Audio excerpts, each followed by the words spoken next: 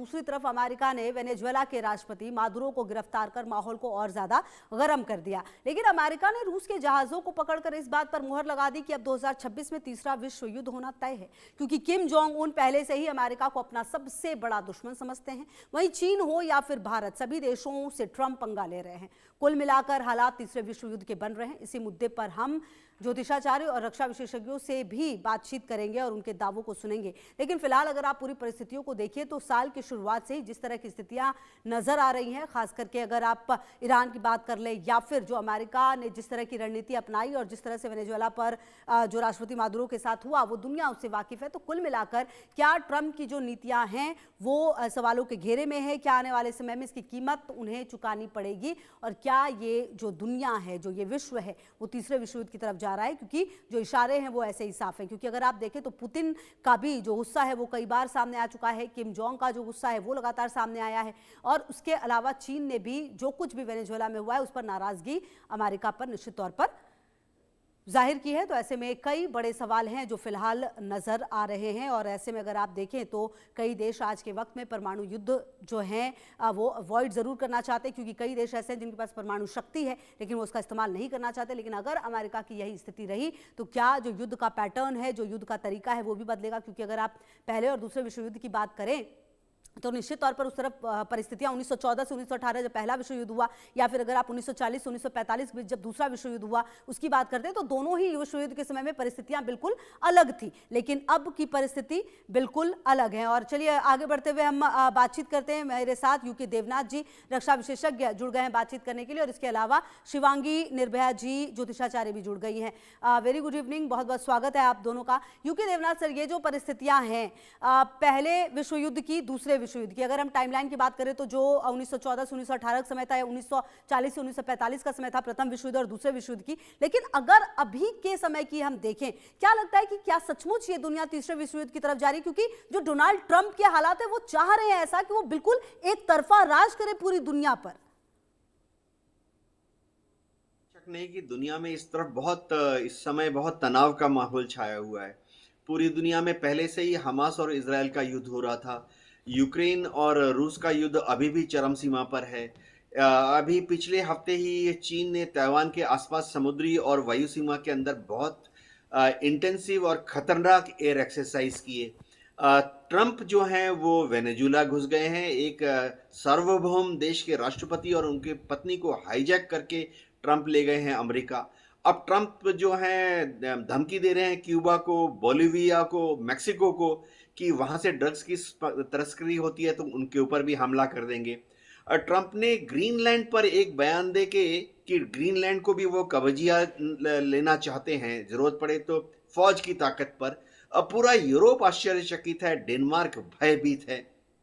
ऐसी हालत में दुनिया में जो तनाव है वो बढ़ता जा रहा है। वो भारत के ऊपर भी कभी 50% और अभी बोल रहे हैं कि 500% का टैरिफ लगा देंगे। तो क्या दुनिया में इससे विश्व युद्ध चालू हो सकता है? ये थोड़ा मैं 2 सेंटेंस में कह दूं। देखिए, चीन जो है उभरता हुआ पावर है, लेकिन चीन की मिलिट्री पावर जो है फिलहाल मात्र ईस्ट चाइना सी या साउथ चाइना सी तक ही सीमित है। रूस जो है महाशक्ति है, लेकिन रूस इस वक्त यूक्रेन के युद्ध में गले तक, नाक तक फंसा हुआ है। ऐसी हालत में फ्रांस है, इंग्लैंड है, एक टाइम में ये सुपर पावर थे, एक टाइम अभी भी नेटो में इनको सिक्योरिटी काउंसिल में वीटो की पावर है, ये सब छुटभैया देश हो गए हैं और अमेरिका के पिछलग्गू ही हो गए हैं मोरलेस। तो कौन अमेरिका से खतरा मोल लेकर अमेरिका पर हमला करेगा? शायद इस वक्त दुनिया में कोई भी देश नहीं है जो कि आमने सामने की लड़ाई में, चाहे कन्वेंशनल लड़ाई हो या न्यूक्लियर लड़ाई हो, अमेरिका के साथ मोल लेगा। ईरान बार बार धमकाता है, लेकिन ईरान के पास नेवी नहीं है, आर्मी नहीं है। छोटी सी जो उनकी आईआरजी है, ईरानियन रेवोल्यूशनरी गार्ड, वो धमकियां देते रहते हैं, लेकिन ईरान भी किसी तरह से अमेरिका पर हमला नहीं कर सकता। जी ठीक है सर, मैं आती हूँ आपके पास। शिवांगी जी भी मेरे साथ जुड़ी हुई है। शिवांगी जी देखिए, जब इस बार साल की शुरुआत हो रही थी और उससे पहले ही जब मैंने कई सारे शोज किए थे, तो लगातार जो एस्ट्रोलॉजी है उनके ट्रम्प की बात अगर हम कर रहे थे तो ट्रम्प के बारे में ये कहा जा रहा था कि वो इस तरह के उटपटांग फैसले लेंगे। देखिए साल की शुरुआत में जिस तरह के फैसले ट्रम्प की तरफ से लिए जा रहे हैं, क्या सचमुच एक गंभीर समस्या आने वाले दिनों में देखने को मिलेगी दुनिया में? ग्रह नक्षत्रों के आधार पे मनोरमा जी मैं बात करूं तो नक्षत्रों का संयोग और ग्रहों का संयोग बिल्कुल इस तरफ इशारा कर रहा है, क्योंकि शनि मीन राशि में है और मीन में जब शनि आए थे तो प्रथम विश्व युद्ध भी हुआ था और द्वितीय विश्व युद्ध भी हुआ था और तृतीय विश्व युद्ध की भी पूरी पूरी संभावनाएं हैं। राहु का जो ट्रांजेक्ट कुंभ में चल रहा है, उनके संयोग देखूं, राहु का देखूं, शनि का देखूं, ग्रह नक्षत्रों के आधार पर इसकी नींव रखी जा चुकी है। तो युद्ध होने की संभावनाएं पूरी पूरी हैं और आगे ये जो अभी हालात बन रहे हैं ना, आगे जुलाई से लेकर और अक्टूबर के बीच हालात और बदतर होंगे। जी ठीक है। अच्छा यूके देवनाथ सर, एक बात ये भी समझाइए कि अगर इस समय में अगर तीसरा विश्व युद्ध होता है, क्योंकि कई देश ऐसे हैं जो परमाणु संपन्न हैं, तो ऐसे में क्या सिनेरियो देखने को मिल सकता है? और अच्छा, अमेरिका को ऐसा क्यों लगता है कि वो जो कहेगा वो होगा? वो जिस तरह के फैसले छोटे छोटे देशों के लिए लेगा, उन देशों को ये मानना पड़ेगा। उसको ऐसा क्यों नहीं लगता कि उन देशों की बात रखने के लिए रशिया हो, चाइना हो, भारत, ऐसे तमाम देश हैं जो सामने आ सकते हैं? हाँ खुशबू, देखो, जहां तक न्यूक्लियर हथियारों की बात है, रूस के पास 5,000 न्यूक्लियर हथियार हैं, डिलीवर भी कर सकता है। अमेरिका के पास 4,500 न्यूक्लियर हथियार हैं, डिलीवर भी कर सकता है। चीन भी दावा करता है कि आज की तारीख में उसके पास 500 न्यूक्लियर हथियार हैं। वो बढ़ाकर उनको अगले 5 साल में 1,000 न्यूक्लियर हथियार बनाना का उसने टारगेट रखा हुआ है। बाकी जो देश हैं, इंग्लैंड, फ्रांस, भारत, हम सबके पास 100, 200 या 300 न्यूक्लियर वॉरहेड हैं। कुछ छोटे छोटे देश भी हैं, जैसे इसराइल, इंटेलिजेंस बोलती है कि उनके पास शायद 50 न्यूक्लियर हथियार हैं। नॉर्थ कोरिया, किंग जोंग इन जो हैं, वो भी कभी कभी हिंट देते हैं कि उनके पास भी 30 न्यूक्लियर हथियार हैं। सबसे बड़ी बात है कि न्यूक्लियर हथियार का इस्तेमाल कोई देश क्यों करेगा? सभी देशों ने मोरलेस ये पॉलिसी रखी हुई है कि वह अपने न्यूक्लियर हथियार का इस्तेमाल तभी करेंगे अगर दूसरा देश उनके ऊपर न्यूक्लियर हथियार का इस्तेमाल करेंगे।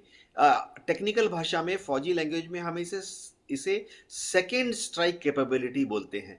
कि जैसे भारत है, भारत ने बोल दिया है पाकिस्तान को और चीन को कि हम पहले न्यूक्लियर हथियार का इस्तेमाल नहीं करेंगे, लेकिन अगर पाकिस्तान या चीन हम पर न्यूक्लियर हमला करता है तो हम उसका भयंकर रिटेलिएटरी यानी जवाबी कार्रवाई में जवाब देंगे।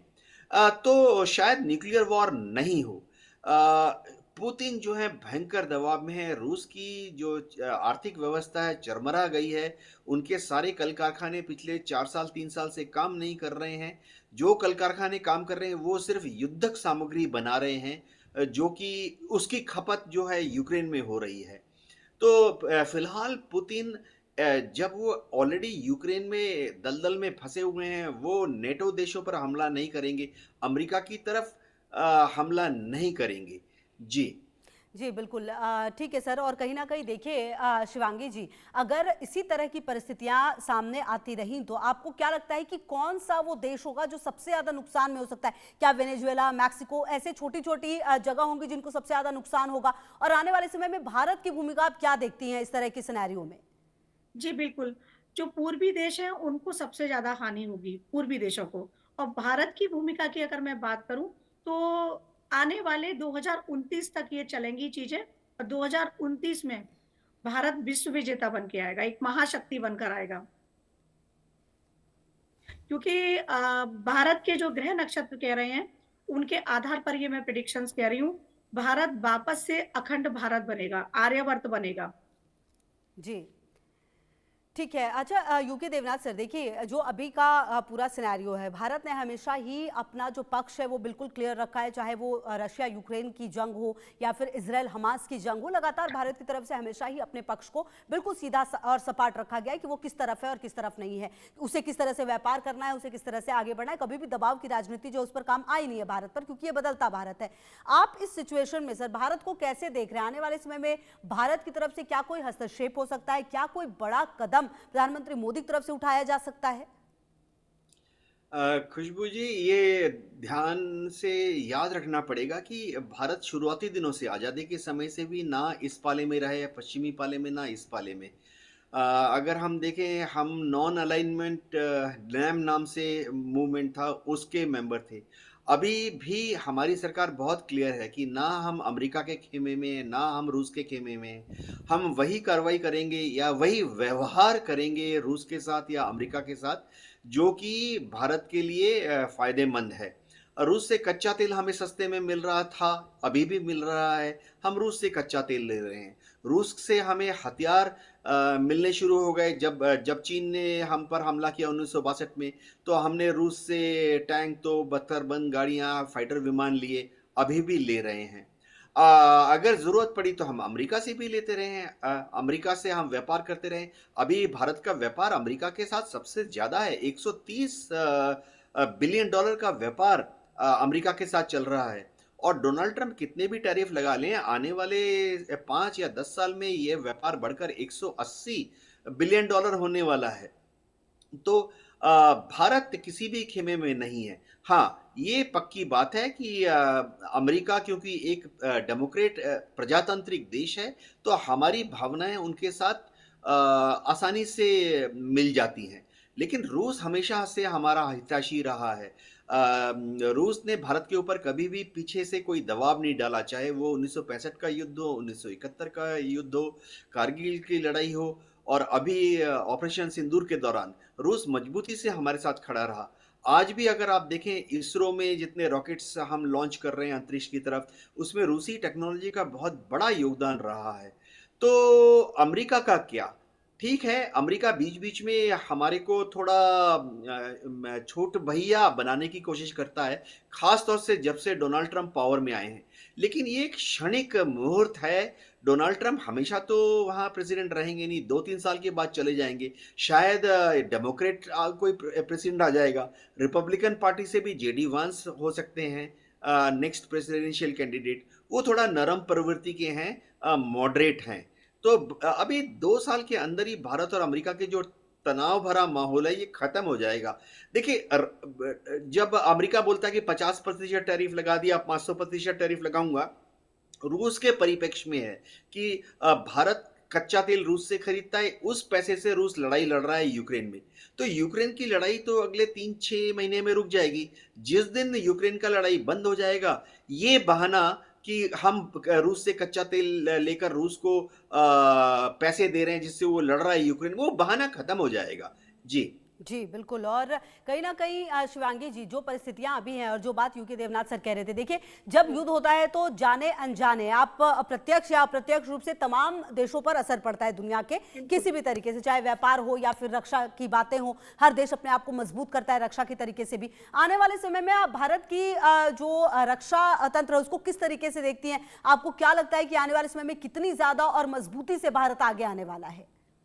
भारत बहुत मजबूती से आगे आने वाला है, लेकिन मैं एक चीज़ और यहाँ बताना चाहती हूँ, अप्रैल से लेकर जून तक का टाइम पीरियड है, इसमें रक्षा मंत्रालय को सचेत थोड़ा-सा रहने की ज़रूरत है। ग्रह नक्षत्रों के आधार पर बता रही हूँ कि पाकिस्तान की तरफ से कोई चीज़ें हो सकती हैं।